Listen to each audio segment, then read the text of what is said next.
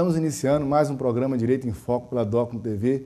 Programa esse que tem o objetivo de aproximar o curso de Direito e, por consequência, o direito da sociedade. E estamos aqui hoje com o professor Dário Júnior, advogado, professor da Rede Docton e doutorando em processo pela PUC Minas.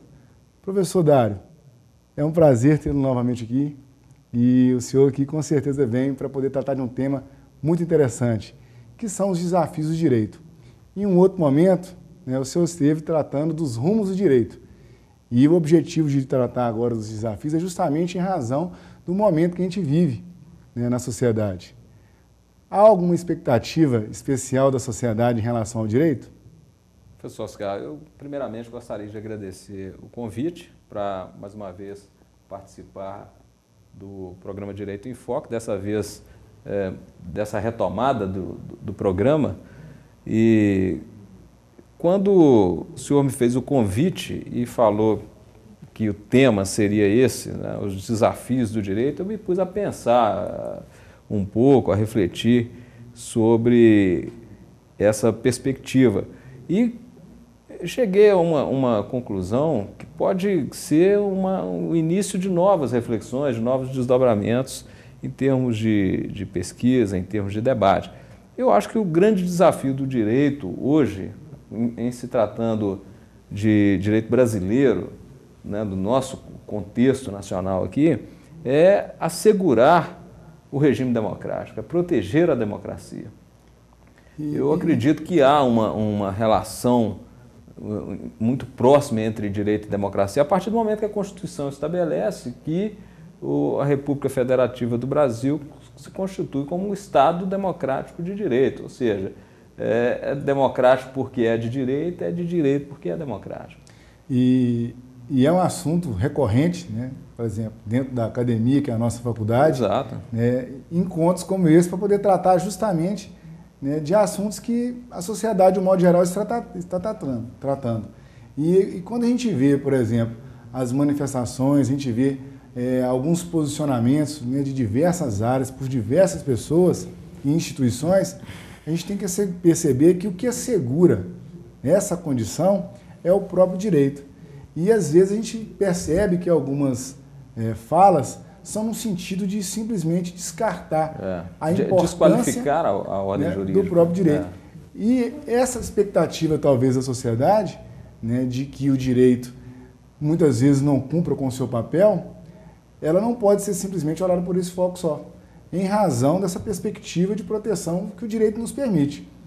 O senhor acha que há algum tipo de alguma forma, o cidadão está confuso, ele não conhecer, ou ele ter que se aprofundar um pouco mais, dialogar mais? Essas manifestações que nós tivemos a partir do mês de junho de 2013, elas confundiram muito, não só a opinião pública, mas também os intelectuais, jornalistas, juristas. A gente lê a respeito disso e vê ali as mais diversas opiniões, cada um dizendo uma coisa, sociólogos, antropólogos, todo mundo tentando achar um sentido para aquilo que aconteceu. É evidente que há uma insatisfação na sociedade, mas será uma insatisfação assim ao ponto de criar as condições objetivas, por exemplo, de uma revolução? Parece que não, porque houve um arrefecimento depois de um certo tempo e as manifestações continuaram sendo praticadas por uma minoria e, como se tem percebido nos últimos meses, aí, uma minoria que tem uma clara militância político-partidária. Às vezes tenta disfarçar essa militância, esse direcionamento, mas existe. Então, as denúncias que a gente ouviu aí, é evidente que há uma demanda, por exemplo, por combate à corrupção, à impunidade, por maior transparência na gestão da coisa pública, por menos desperdício. Quando a população foi à rua questionar sobre a qualidade dos estádios, enquanto os hospitais estavam sem recursos, você tem problemas gravíssimos na área da saúde, enquanto que o governo investe em outras áreas que não são prioritárias, isso demonstra, sim, que há uma insatisfação generalizada. E essa insatisfação chegou a ser colocada por uma grande maioria quando as manifestações atingiram um patamar que não era o esperado. Ou seja, quando saiu do controle, quando ao invés de 2.000, 5.000 pessoas, passaram a ter 300.000 nas ruas do Rio de Janeiro,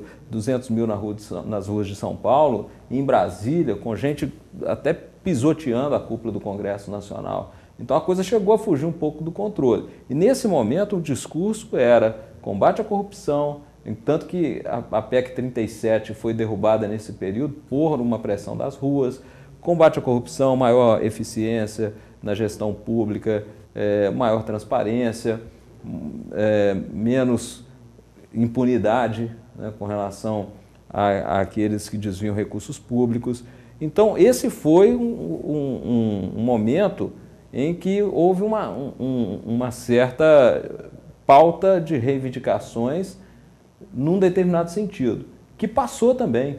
Falaram nesse período que o gigante acordou, né? Depois falaram que o gigante adormeceu de novo, né? E as manifestações foram novamente, de certo modo, apropriadas por aqueles que já fazem manifestações, às vezes até sem ter uma motivação clara, como grupos, né, radicais, como movimentos sociais que têm uma pauta, uma certa luta que é permanente, que a própria luta é a sua razão de existir, né?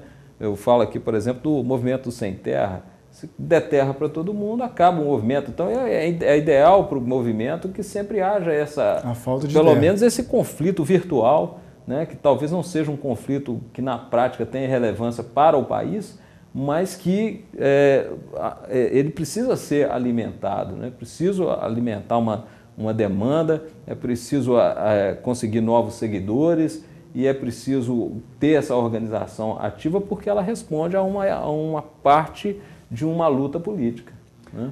O ambiente da democracia é um ambiente que ele está em franco desenvolvimento ainda. A gente pode dizer isso, que tem que ser explorado esse ambiente. E esse ponto, né, em que as pessoas vão às ruas se manifestarem e, num primeiro momento, há às vezes um contratempo, é porque ainda talvez a gente tenha que aprender que as manifestações elas são democráticas. A livre expressão ela é democrática. Mas os excessos eles devem, de alguma forma, ser coibidos.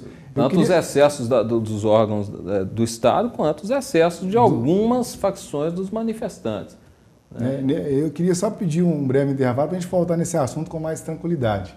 O programa Direito em Foco volta já.